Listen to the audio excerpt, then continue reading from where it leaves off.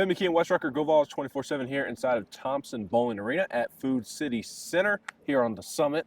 Got to throw that one in there as well. Tennessee beats Montana 92-57, a really efficient night for Tennessee offensively. And it started with Igor Milicic Jr. leading the way.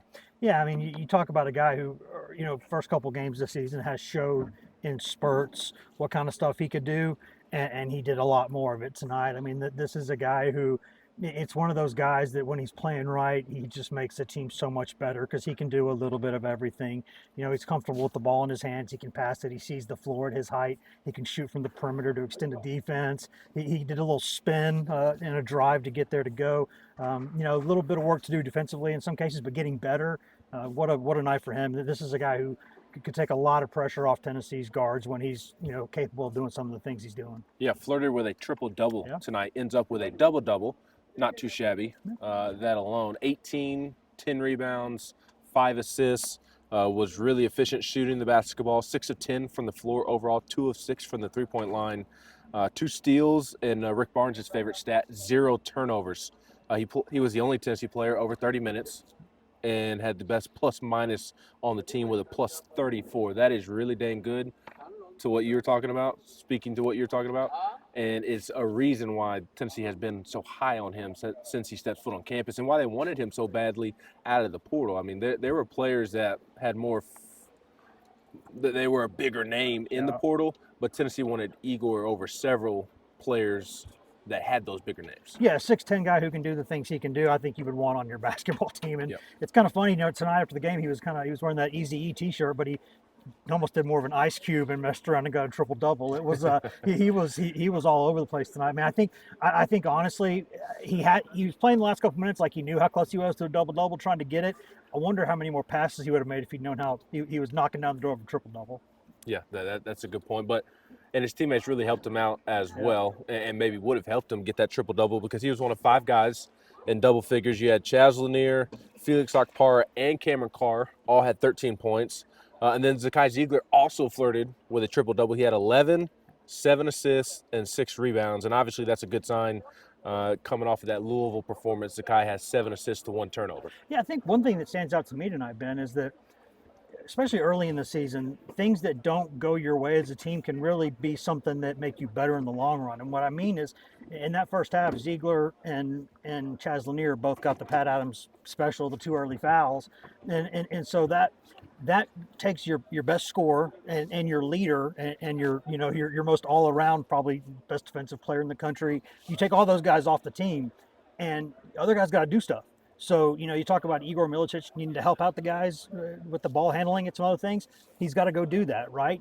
Cam Carr needs to get in there and do some stuff. He goes and does that. If this happens at Rupp Arena, you might be in trouble, but because it happens in a game like this, you get chances to go try some stuff, and it makes you better in the long run. Yeah, one guy that really stood out in terms of what you were talking about is Bishop Boswell, Yep. the true freshman, who I don't know that he's going to average double-digit minutes this season, but I think he might play more than a lot of people anticipated, even more than what the coaching staff would have told you over the middle of the summer. There was never doubting his physical presence. He's a former football player. He's uber competitive. He's great defensively. He's the prototypical Rick Barnes recruit.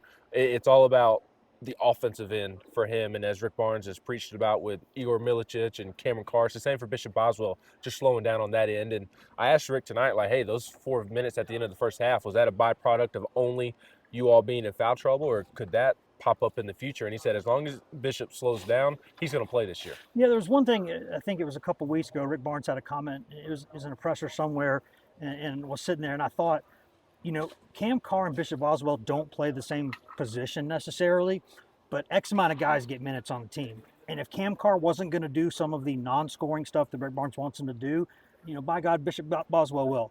And he's a guy who Rick Barnes would configure the lineup, play Meshack more on the wing, and get that kid some minutes. So it's good to see, Carr kind of doing some of this other stuff that he needs to do, because if not, Bishop Boswell's a guy they trust. I mean, offensively, he's got a long way to go, but every other thing that you want a basketball player to do on a daily basis and in games, this kid can do for them. Yeah, and Cam did look really good tonight. Absolutely. We want to emphasize that point. We did mention him in passing, but was able to get to the rim, was able to get to the free throw line. His length was a problem for Montana defensively. Had a nice pass for an assist as well. And we'll wrap on Montana and their first half. Money Williams there was Oh, absolutely money in the man. first half. He had 30 points, and I believe 18 were in the first half, something along those lines. Money was money, and made that score look a little closer than the actual game was playing out, because Tennessee was playing really well offensively, and I thought they were solid defensively. Rick may disagree with me, but I thought Money was just making tough shots. And as Rick, and I think he was being really, I truly believe he was being genuine. That was a well-coached basketball team. Yeah, it is, and I think that Rick Barnes scheduled these guys for a reason. I mean, if you're a non-conference opponent early in the season and you're from a smaller league and you're playing Tennessee, that a lot of times is Tennessee saying we think this team could win this league, because that's why they put them on the schedule, because that could be who you see in a first round game of the NCAA tournament. You need to see those kind of teams, and you need to get tested in some ways. And I think they're a well-coached team. They've won that league several times in the regular season with DeCour there as the coach. And Money Williams, I tell you, between Gardner Webb's point guard and Money Williams tonight from Montana. I mean, I wonder if some of those Tennessee Spire people are like, hey, have you seen some of these facilities here? Have you seen these opportunities? Turn on your TV. Have you seen some of these commercials these guys are on? Have you just putting that in your head, because those guys play in a lot of leagues.